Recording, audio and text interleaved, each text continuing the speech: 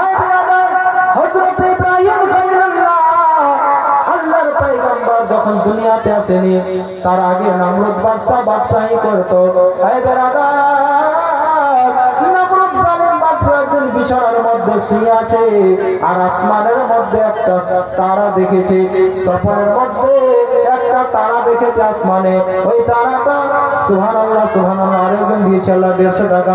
আল্লাহ তার দান তুমি কবুল করো না, সকল আল্লাহুম্মা আমিন। আয় ব্রাদার, নমরুদ জালিম বাদশা আসমানের মধ্যে একটা তারা দেখেছে, আর ওই তারাটা এত আলো, এত তার রোশনি। ও ব্রাদার, ওই আলো দেখে তুমি অচম্বিত হয়ে গেল। কি ব্যাপার, একটা তারা, এত তার রোশনি, এতটা আলো।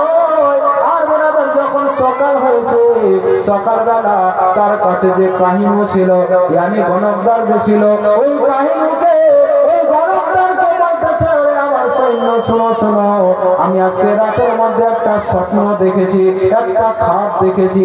ওই খাপটা হলো যে আমি একটা আসমানের মধ্যে তারা দেখেছিলাম। ওই তারাটা এতটা রোশনি, এতটা আলো। এর খাবের মতলব কি, এই স্বপ্নের মানেটা কি, একটু আমাকে বলে দাও।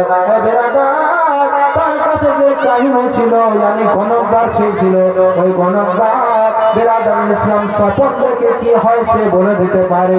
এই বেরাদার ওই বাদশাকে বলতে লাগলেন, এই নমরুদ বাদশা, আজকে যে তুমি রাতের সময় স্বপ্ন দেখেছিলা, এই স্বপ্নের মানে হলো এটাই যে দুনিয়াতে একটা এমন ছেলে জন্ম নেবে যে তোমার বাদশাকে শেষ করে দেবে। জোরে বলো সুবহানাল্লাহ। 500 টাকা আর 500 টাকা আমি হলাম সুবহানাল্লাহ। লক্ষ্মী ভান্ডারে 500 টাকা আর 500 টাকা হবে না? সুবহানাল্লাহ। 500 টাকা দিয়েছে। যাই হোক, আমার খালা 500 টাকা দিয়েছে খুশিতে। মাंगो उसी से जो दे खुशी से और ना कहे किसी से। এই দেখেন আরো একজন 100 টাকা। সুবহানাল্লাহ। নারে তাকবীর, নারে রিসালাত, মাসলাকে আলা হযরত। আল্লাহ তাআলা দানকে তুমি কবুল করে নাও, বলুন আল্লাহুম্মা আমিন।